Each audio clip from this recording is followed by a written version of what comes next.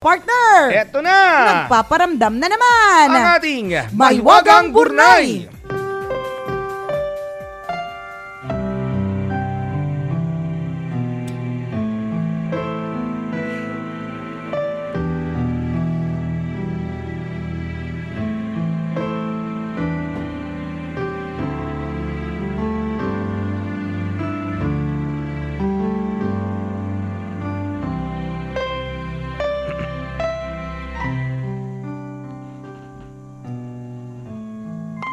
Wait lang po, nagkikilay lang po si Nicole. Tapos na? Baka po makita sa Facebook Live.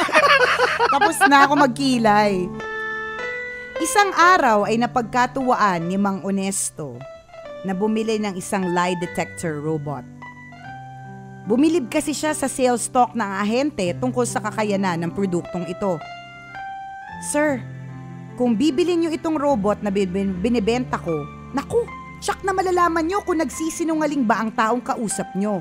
100% guaranteed. Bidang-bidang sabi ng ahente.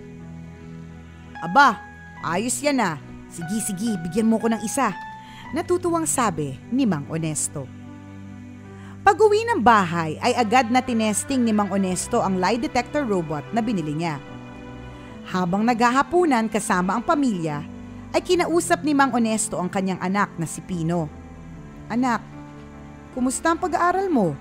Pumasok ka ba kanina o nagbulakbul ka na naman? Tanong ni Mang Onesto. At sumagot si Pino. Pumasok po ako tay, maghapon nga ako sa eskwelahan eh. Sabi ni Pino.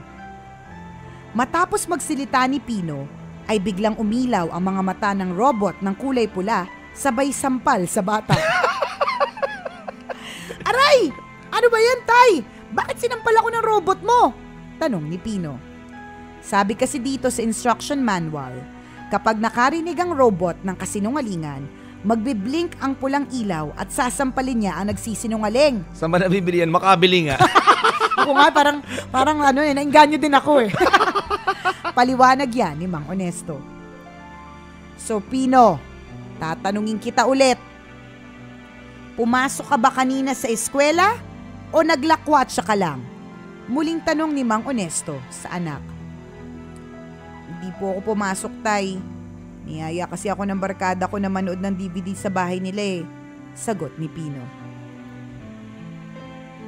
Nang marinig ng robot ang sinabi ni Pino, umilaw ang mga mata nito ng kulay green at pagkatapos ay nakipagkamay sa bata. Ayan! Nagblink ang green na ilaw at nakipag-shake hands sa'yo ang robot. Ibig sabihin, nagsabi ka ng totoo. Sabi ni Mang Onesto as anak habang binabasa ang manual. So hindi ka pala pumasok at nakinood ka lang ng DVD sa bahay ng kaklase mo. Maaari ko bang malaman kung anong pinanood ninyo? Tanong ni Mang Onesto. Ano naman tatay, tanong ng tanong eh. Kung Fu Panda po, tay! Sagot ni Pino. Nagblink na naman ang pulang ilaw at sinampal ng robot ang sinungaling na bata. Aray, teka po, X-rated po, pinanood namin. Sigaw ni Pino. Kumalma ang robot kasabay ng pagblink ng green na ilaw. Habang nakipagkamay ang robot sa bata, ay natatanawa naman si Aling Janet, ang ina ni Pino. Naku! Hindi ako magtataka kung kanino nagmanay ang si Pino. Mag-ama talaga kayong dalawa, natatawang sabi ni Aling Janet. Nang marinig ito ng robot, ay nagblink na naman ang pulang ilaw at sinampal na malakas sa mukha si Aling Janet. Oh, malandi ka kasi. Hindi pala tatay. Ni Pino. Kasi Si Onesto. Ayan. So partner, gusto mo pa ba nito? Mahirap. Baka pumapasok ko ng office, magamukha ako eh. Ako rin. Baka mamaya lahat ng friends natin duguan. Nakakalurkey. Pero kaya kung merong ganyan, nasa lie detector robot, na sa tuwing nakakarinig ng kasinungalingan, masasampal ka. Posible na, meron nga, di ba, kung mayroon nga tayong lie detector test. So, malamang, this is not far from the idea. Correct. So, ako, bibili ako niyan.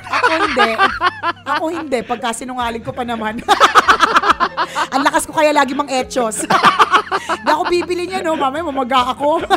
Hindi, pag ganyan, may exemption. Kapag owner daw, hindi. Kapag ikaw ang bumili. May immunity ka. Pwede.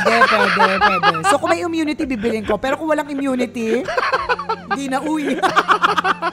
Thank you, Maywagang Burnay. Cute story. Isa lang ang ibig sabihin yan eh. Walang sikretong hindi nabubunyag. Correct. Lalong-lalo na kung ang sikretong itong balitang ito malalim at talagang, alam mo yun, hindi basta-basta, seryosong usapin. Lalabas at lalabas yan. Correct. Simple lang. Maging honest ka, kabisyo. Yun lang yun. Para hindi ka napapahamak. Para hindi ka masampal. Totoo yan. Kasi totoo, mapapahamak ka lang sa kasinungalingan mo. Di ba? Be honest. Correct. Yun lang yun. Thank you, Maywagang Burnay. Isang cute na kwento ngayong araw na ito. Ang mga kwento po na Maywagang Burnay ay mababasa nyo po sa aming Facebook fan page. I-search nyo lang po, Tambalan! Like, share mga kabisyo para marami rin na ma-inspire sa kwento ni Mahiwagang Burnay. Maraming salamat mga kabisyo sa pagtutok sa amin. Thank you very much mga kabisyo for making Love Radio number 1 for 14 consecutive years. Dahil sa inyo mga kabisyo, ang Tambalan, walang kalaban, number 1 pa more. Ako po si Nicole Yala. At ako naman si Cambio King Chris Chuper. Na nagpapaalala, walang matatag na relasyon sa malanding may determinasyon. Yun!